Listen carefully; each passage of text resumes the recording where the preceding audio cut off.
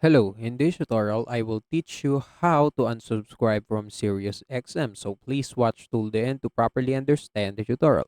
And if you want to create an account on SiriusXM, you can use the link in the description and you may get discount and rewards upon signing up. So without further ado, let's get started. So right here on my SiriusXM, so the only thing that you can do to cancel your subscription is by contacting the customer service of SiriusXM. So you just need to scroll down until you find contact us, and you will be redirected to this page where you will see a bunch of information about their contact information. And you just need to wait for until the customer service of Sirius XM is active, since some of the since every time, not every time they are active, sometimes they are inactive, so you just need to wait. So just like this, the customer service of Sirius XM is inactive as of now, and I can't contact them. But if they have if they become active, I can just find their contact information right here. They will show it right here if they are active, and I can just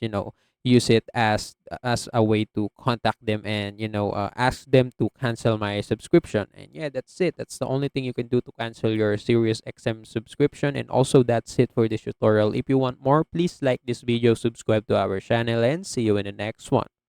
Bye.